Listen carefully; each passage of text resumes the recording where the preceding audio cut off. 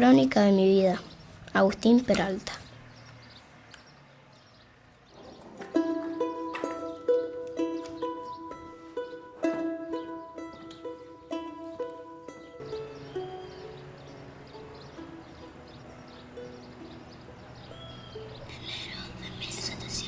Enero de 1798. La primera vez que tuve el sueño fue una noche en la costa. Aquella brisa fría que me había rozado la cara antes de dormirme no podía ser una buena. Enero de 1798. La primera vez que tuve el sueño fue una noche en la costa. Aquella brisa fría que me había rozado la cara antes de dormirme no podía ser una buena señal en un lugar tan cálido. Nadie pareció sorprenderse que me despertara gritando y empapado en sudor. Todos los que estaban allí sabían que de una forma u otra se iniciaba una pesadilla. El depósito oscuro y húmedo estaba lejos de casa. Me habían arrastrado hasta allí días atrás y al llegar me pegaron para que no protestara, pero se cuidaron de no lastimarme demasiado. Un blanco, el primero que vi en mi vida. Me inspeccionó como quien compra un animal. Miró mis dientes, mi altura, mi piel. Horas más tarde me subieron a un barco y poco después estábamos en movimiento hacia quién sabe dónde. Ese día, el de la partida, conocí el mar y me dio miedo. 798. La segunda vez que tuve el sueño fue en el viaje, en una de las largas noches que pasé en la bodega del barco. Al despertar, sentí la cadena en los pies cortándome la carne. Hacía frío y el olor era terrible. Recién después me di cuenta de que el hombre que estaba acostado junto a mí, a quien creía enfermo desde hacía varios días, estaba muerto y empezaba a descomponerse. Marzo de 1798. El sueño se volvió recurrente en las interminables noches de aquel interminable viaje. Noches o días, imposible precisarlo en ese oscuro lugar suspendido en el tiempo.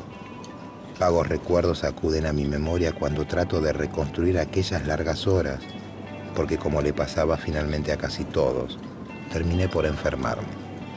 Volaba de fiebre, tiritaba en el suelo mojado de la bodega, pero trataba de que no se dieran cuenta porque suponía que si descubrían mi estado, me iban a tirar al mar, como vi que hacían con otros. ¿Cuánto tiempo pasó? No lo sé, pero finalmente de a poco y de manera inexplicable fui mejorando y pude volver a comer. Y entonces, cuando estaba casi recuperado del todo, el barco atracó. Habíamos llegado a destino.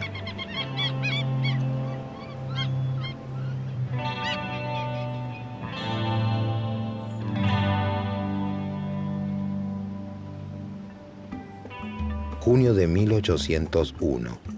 Nunca antes había vivido en un lugar tan grande, una ciudad. Mi dueño para ese entonces se llamaba Don Pedro Peralta. Era español y tenía una pulpería en una transitada calle del centro. Yo limpiaba o lo ayudaba a preparar comida para las muchas personas que pasaban por allí. Silencioso realizaba mis tareas y afinaba mi oído. El español me resultaba una lengua misteriosa y difícil, pero con el tiempo comencé a entenderlo. Para esa época mi dueño me puso un nombre. Aquel hombre que recuerdo pequeño y silencioso me enseñó un oficio, el de zapatero, y me regaló un nombre. Desde agosto de 1802 comencé a ser Agustín Peralta. Octubre de 1805. El sueño era el de siempre aquella tarde de primavera. Dormía la siesta en la parte de atrás del taller cuando me despertó un llanto lejano. Una mujer intentaba entre sollozos explicarle a su marido que el dueño de ambos había vendido a su pequeña hija sin decirles nada. La llevarían a Córdoba y seguramente no volverían a verla. ¿Qué es la libertad? ¿Qué era para mí en ese entonces ser libre? Un gran anhelo. La impotencia que recordaba en los cuerpos de esa mujer y de ese hombre que lloraban a su hija en la vereda de enfrente, avivaron el fuego para desear con tanta fuerza algo que ni siquiera sabía bien qué significaba: la libertad. Aquel sueño que había tenido por primera vez en la costa y que desde entonces me acompañaba siempre, empezó a ser cada vez más frecuente hasta que llegué a tenerlo todas las noches.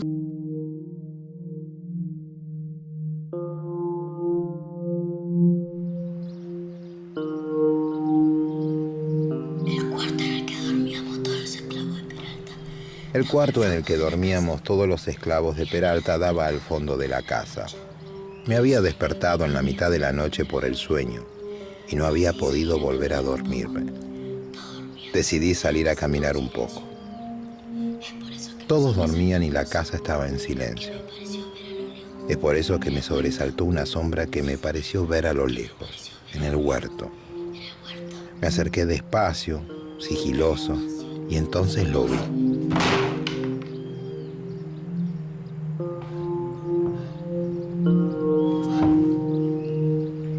Vi a mi amo, que cauteloso, enterraba algo debajo de un árbol de naranjas. Tiempo después supe que se trataba de armas. Don Peralta estaba nervioso para esa época. Se cumplían 2 años de la formación de la Junta de Gobierno y empezó a tener reuniones con otros españoles. Volvía serio y pensativo. Una mañana de ese año, en 1812, entraron soldados y lo apresaron. Acusación: conspiración contra el sistema. En 1812, mi amo se salvó de que lo ejecutaran, pero lo mandaron desterrado a Luján. El gobierno confiscó entonces muchos de sus bienes, entre ellos a sus esclavos. Entre sus pertenencias estaba yo. Así fui rescatado por el Estado y nuevamente el curso de mi vida volvió a cambiar. El Estado En octubre de 1812 me destinaron al ejército. Algunos decían que después del servicio íbamos a salir libres. ¿Libres?